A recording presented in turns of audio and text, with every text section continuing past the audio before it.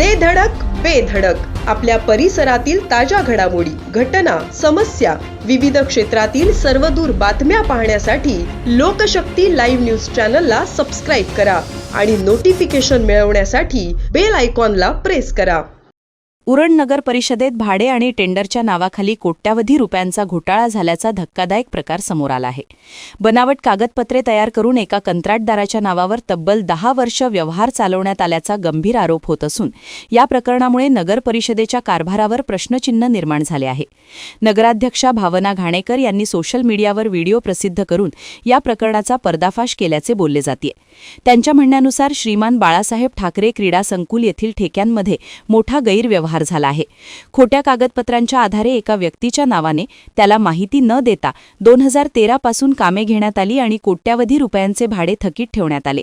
2015 ते 2026 या कालावधीत क्रीडा संकुलातील विविध सुविधा चालवून तब्बल 1,63,6498 रुपयांची थकबाकी ठेवण्यात आल्याचे आरोप आहेत. ज्या नगरपालिकेच्या हद्दीमध्ये सगळ्याच महाराष्ट्रभरामध्ये वसुलीचा प्रोग्राम चालू आहे, तशाच पद्धतीचा 2013 पासून आम्ही जे काही नगरपालिकेच्या प्रॉपर्टीज ज्या भाड्याने आहेत त्या संदर्भामध्ये वसुली करण्यासाठीचे आदेश दिले होते आणि तशा पद्धतीचा सरकारी प्रोग्राम चालू आहे. आणि ते कळत असताना त्या ठिकाणी गणेश शिंदे साहेबांनी हा प्रश्न जीबीला उपस्थित केला होता की या ठिकाणी जे काय बाळासाहेब ठाकरे उद्यान जे आहे त्याच्यामध्ये जे काय क्रीडा संकुलामध्ये जे काय भाड्याने दिलेल्या जसे जिम असेल किंवा ते पहिला मजला, तळमजला आणि त्या ठिकाणी तरण तलाव अशा पद्धतीचे जे काय भाडे आहेत ते येणं गरजेचं होतं. त्याच्यामध्ये आलोक इन्फ्रा त्याच्यामध्ये आहे, त्याच्यामध्ये आलोक ॲक्वा इंजिनिअरिंग आहे. त्याच्यामध्ये आपण बघाल तर यामध्ये खाली VC पाटील आहेत, त्याचबरोबर महादेव एंटरप्राइजेस हे सुद्धा आहेत.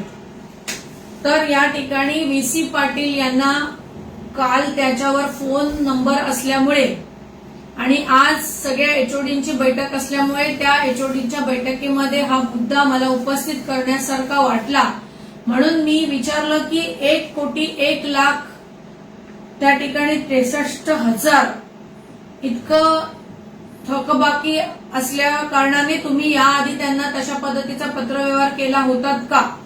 त्यामध्ये कळल्याच्या नंतर त्यांनी सांगितलं की आम्ही त्यांच्या घरी जाऊन नोटीस दिलेली आहे आणि 2013 पासून त्या ठिकाणी VC पाटील हे व्यक्ती म्हणजे VC पाटील एंटरप्राइजेस घर नंबर 60 आणि वाशीमध्ये राहणारे व्यक्ती, त्यांचा मोबाईल नंबर XYZ असल्याने आम्ही त्यांना फोन लावला. फोन लावल्याच्या नंतर कळलं की VC पाटील म्हणाले की तशा पद्धतीचा कॉन्ट्रॅक्टच माझा उरण नगरपालिकेमध्ये नाहीये. तर हे आहेत VC पाटील, आपण यांच्याकडून जाणून घेऊया की त्यांचा इथे कॉन्ट्रॅक्ट आहे का किंवा हे किती वर्षापासून इथे काम करतात. मॅडम, इथं मी कधी आलोच नाही, माझा काय संबंधच नाही. मी कधी इथं 2013 काय मी आतापर्यंत तुम्ही फोन केल्यामुळे मी आलो नाही. हे धक्कादायक माझ्यासाठी. मला हे माहितीच नाही आणि मी कधी आपल्या अधिकारी बोलवलं नाही. मला काय अग्रीमेंट आहे, सही आहे, वर्क ऑर्डर आहे असं काहीच माहिती नाही. माझ्या नावानं कोणी केलं असेल त्याची मला काही कल्पना नाही.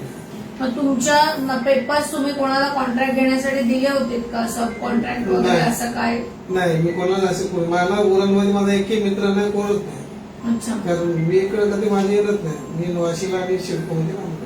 अच्छा. मग तुम्हाला आम्ही जेव्हा कॉल केला तेव्हा तुम्हाला काय वाटलं की बाबा या ठिकाणी माझं कॉन्ट्रॅक्ट आहे आणि 1,01,63,000 माझी थकबाकी आहे आणि स्थावर आणि जंगम मालमत्ता या ठिकाणी जप्तीचे आदेश तुम्हाला त्याच्या पद्धतीचे दिले. मला फोनाला मला रात्रभर झोप नाही आली. मला धक्का एवढे कोटी बॅलन्स आणि मला अशा प्रकारचं काम करायचा अनुभवच नाही. मी शिडकोमध्ये छोटे मोठे कामं करतो, त्याचे शौचालयाचे ते करतो आणि पालिकेमध्ये कधी आलोच नाही. 2013 पासून म्हणतात तर तेव्हा तर माझा काय संबंध नाही. तर हे होते VC पाटील. त्यांनी स्वतः सांगितलं की मी अशा पद्धतीचं काम कधी केलंच नाही किंवा माझं 2013 पासून या ठिकाणी काम नाही किंवा मी कोणत्याच कॉन्ट्रॅक्ट उरणलाच मी पहिल्यांदा आलेलो आहे आणि मी त्यांना कॉल केला की तुम्ही या ठिकाणी येऊ शकता का? तर त्यांनी सांगितलं की मी येतो, पण मला नगरपालिका कुठे आहे ते सांगाल का?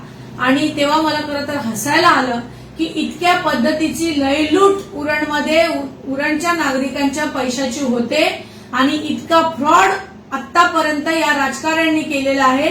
यामध्ये जे दोषी असतील ते तर त्यांच्यावर कारवाई कायदेशीर करणार आहेत असं त्यांनी मला सांगितलेलंच आहे. आणि ते म्हणाले की यामध्ये पण मी सुद्धा सांगते, उरण नगरपालिकेचे नगराध्यक्ष म्हणून आपल्याला सांगते की या ठिकाणी या कारभारामध्ये जो दोषी असेल त्याच्यावर तातडीने कारवाई होईलच. परंतु किती पद्धतीने लोकांच्या जनतेच्या डोळ्यामध्ये धूळ फेकण्याचं काम यांनी केलेलं आहे.